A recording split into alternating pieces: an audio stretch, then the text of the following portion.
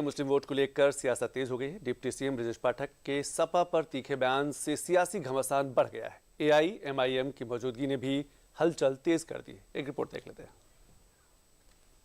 अगर समाजवादी पार्टी को मुस्लिम समाज छोड़ दे तो ये 2% की पार्टी रह जाएगी, प्रधान नहीं जिता पाएगी।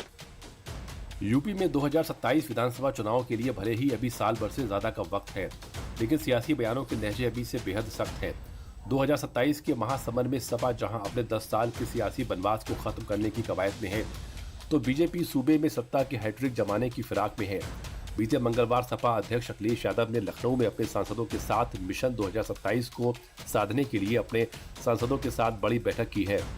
इस बीच यूपी के डिप्टी सीएम ब्रजेश पाठक ने सपा के कोर वोटर्स का जिक्र कर सपा की जो घेराबंदी करने की कोशिश की है, उससे यूपी की सियासी सरगर्मियां बढ़ गई हैं।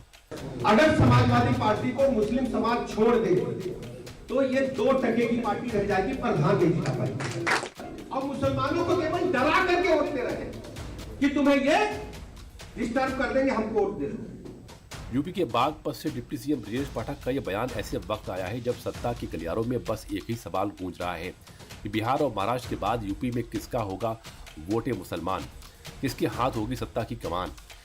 यूपी में बयानों की बयार बस इसी सवाल के इर्द गिर्द घूम रही है। बीजेपी के इस तीखे प्रहार के बाद सपा नेताओं ने बीजेपी के आरोपों और दावों पर जमकर हमला बोला है। विभाग में कोई सुनवाई है नहीं, तो उल्टे सीधे जो बयान दे रहे हैं तो लगता है कि उनका इलाज की जरूरत है उनको। भारतीय जनता पार्टी अगर नफरत के एजेंडे से हट जाए, हिंदू मुसलमान के एजेंडे से हट जाए, मंदिर मस्जिद के एजेंडे से हट जाए, तो शायद उसको कोई पूछने वाला नहीं मिले। समाजवादी पार्टी पीडीए नारे के साथ अपने चुनाव की तैयारी कर रही है और पीडीए समाजवादी पार्टी के साथ है।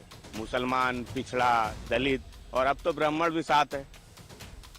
दरअसल 2027 को लेकर यूपी में मुसलमान वोट को लेकर सियासत काफी दिनों से गरमाई हुई है और इसका कारण बीजेपी नहीं बल्कि असदुद्दीन ओवैसी की पार्टी एआईएमआईएम है, जो पिछले कई चुनावों में सपा के लिए खतरा साबित होती नजर आ रही है।